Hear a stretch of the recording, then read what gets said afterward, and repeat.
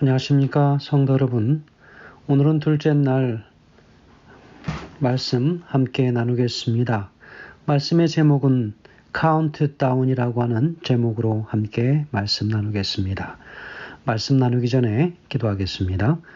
하늘에 계신 아버지 하나님, 오늘 저에게 다시 귀한 말씀 주셔서 또 한 주의 또 하루의 시작을 말씀으로 시작해 하시고 우리 주님 주실 우리의 최종적인 영원한 쉼, 그 쉼을 위하여 다시 오실 우리 주님, 다시 한번 오늘 말씀을 통하여 우리를 깨우쳐 주시고 마태복음 24장에 주님 오실 여러 징조들, 그리고 오심은 참으로 분명하고 확실하게 일어날 것임을 다시 한번 기억하게 하셔서 그 나라에서 참으로 주님과 영원한 쉼을 누릴 수 있도록 인도하여 주시기를 예수님의 귀하신 이름으로 기도합니다.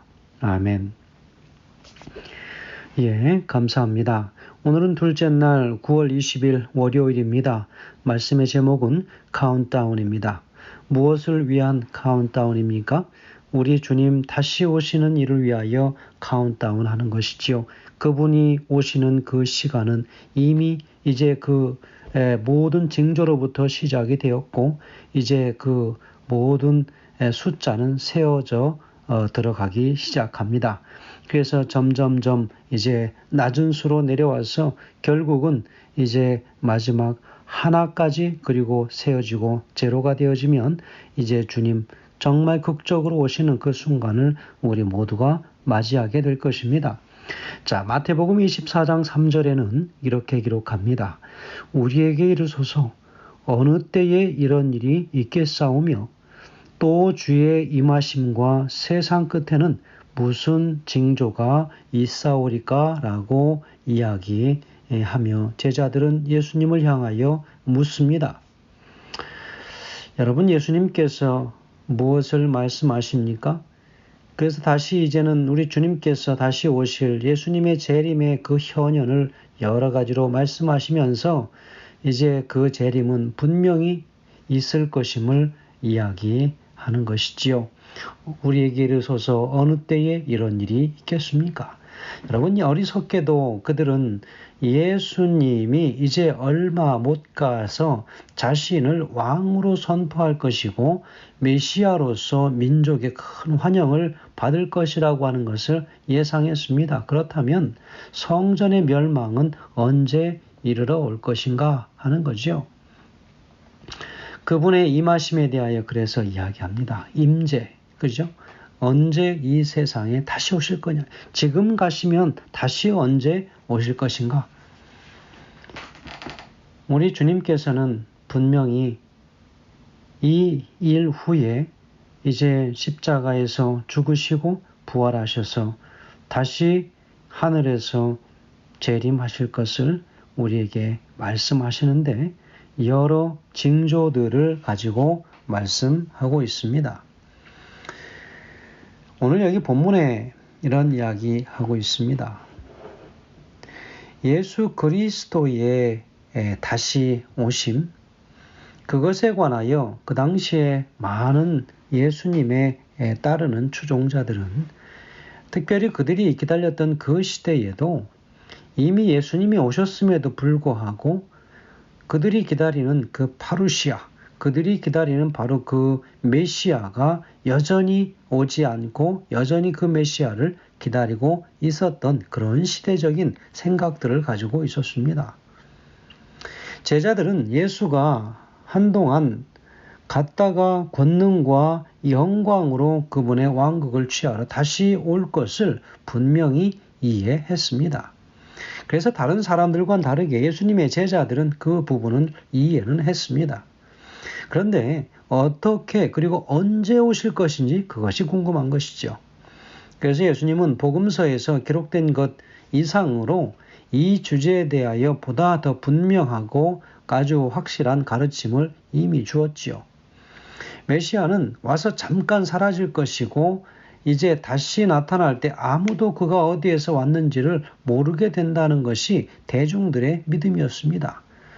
그래서 누가복음 19장에 이 문화의 비유나 그리고 악한 농부의 비유, 그리고 이런 이런 비유들을 통해서 이 다시 오심이 분명 암시는 되었지만 어쨌든 이 복음서 기록에는 다시 오심에 대한 최초의 확대된 논의로 볼 수 있겠지요.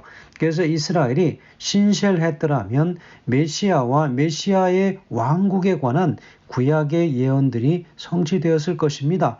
그래서 유대 신학자들이 이런 구약의 예언들을 해석할 때 저지른 근본적인 오류에 관해서 우리 시대 소망의 여러 말씀들을 보면 거기에서 확인하고 참조할 수 있을 것입니다. 특별히 제자들은 이런 일이라고 이야기하지요. 이런 일은 무엇일까요? 이제 예루살렘 성의 그리고 성전의 파괴입니다. 그리고 이런 일, 그리고 이 성전의 파괴와 그리고 세상 끝에 있을 예수님의 두 번째 오심을 서로 완전하게 아주 가까이 연결시켜서 생각하는 사건으로 그들이 생각했습니다. 그들은 이런 사건들이 동시에 혹은 아주 빠르게 연달아서 일어날 것이라고 생각했죠. 그래서 승천하던 날에 제자들이 주께서 이스라엘 나라를 회복하심이 이때까지니까? 라고 묻자 예수님은 대답하시죠. 때와 기한은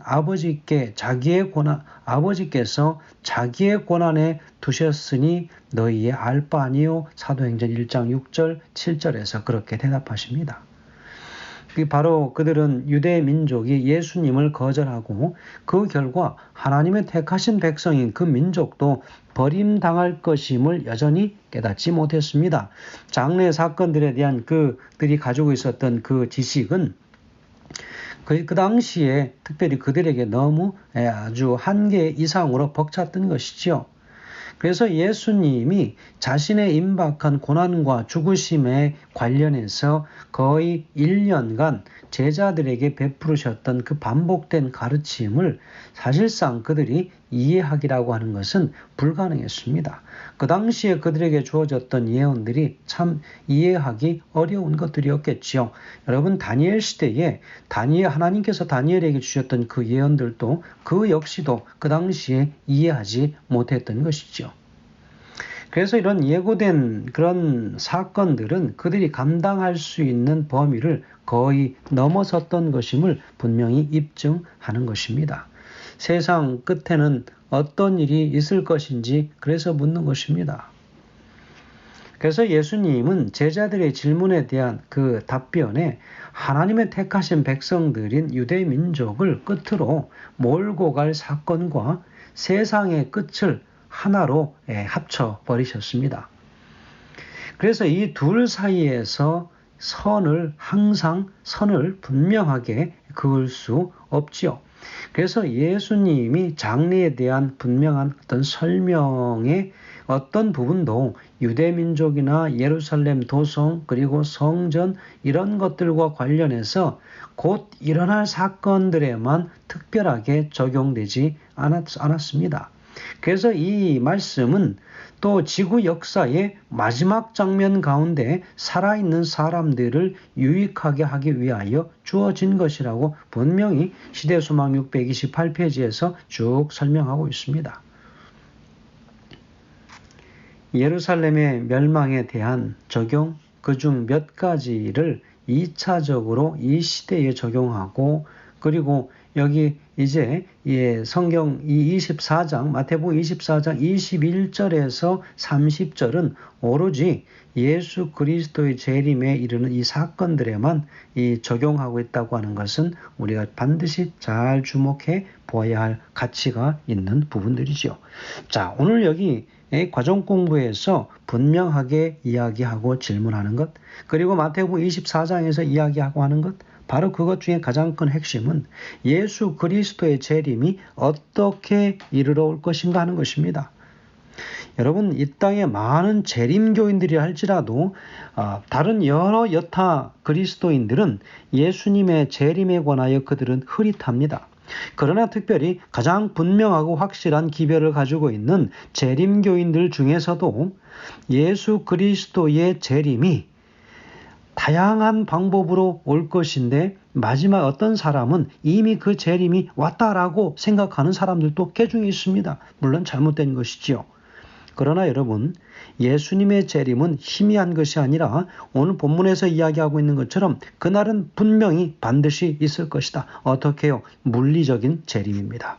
여러분, 가학적이고 어떤 이상적인 그런 재림이 아니라 예수 그리스도의 재림은 바로 사도행전에서 이야기하는 것처럼 갈릴리 사람들아 너희가 어찌하여서 하늘을 쳐다보느냐라고 이야기하시면서 너희 앞에서 이 하늘로 올리우심을 당한 이 바로 예수는 너희가 본 그대로 다시 오시리라 그랬습니다. 구름 타고 가셨습니다. 구름이 가렸어요. 오실 때 어떻습니까? 구름 타고 오실 것이라는 것이요. 그렇게 해서 분명하게 우리의 눈앞에 예수 그리스도의 재림이 현현으로 나타나게 될 것이라고 하는 것입니다.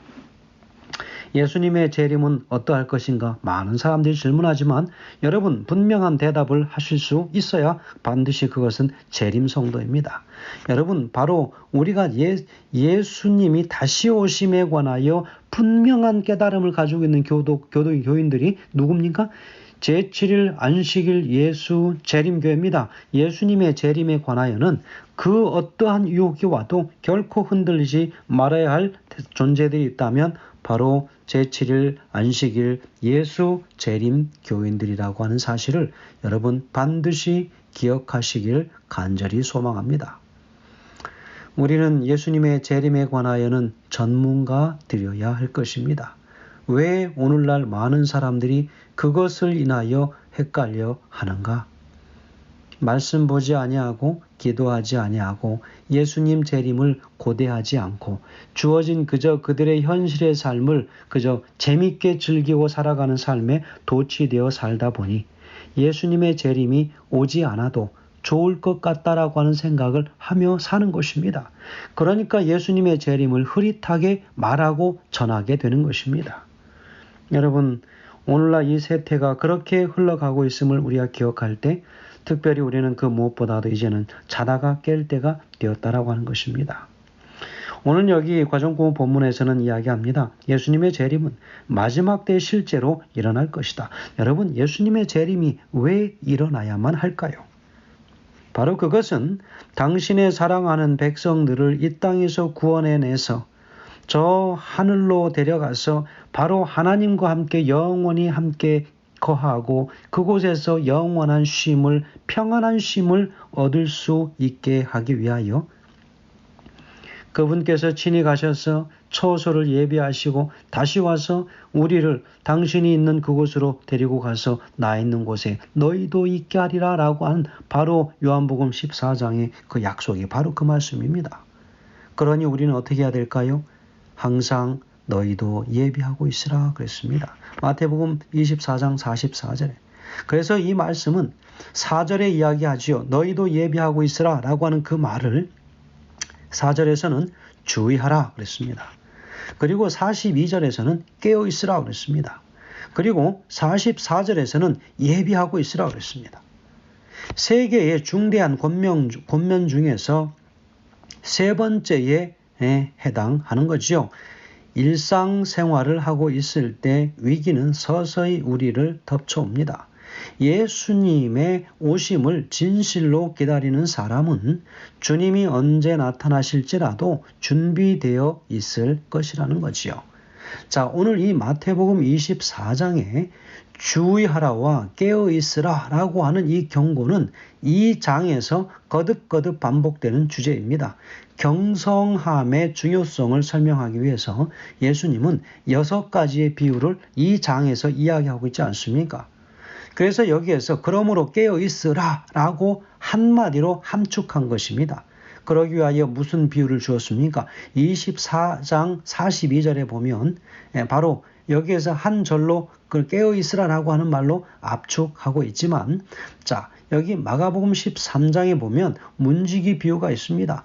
그리고 오늘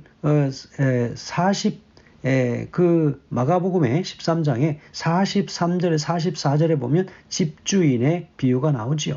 그리고 충성스러운 종과 불충성한 종의 비유가 45절부터 41절까지 나오지요. 그리고 마태복음 25장 1절로 13절까지는 열처녀의 비유가 나옵니다.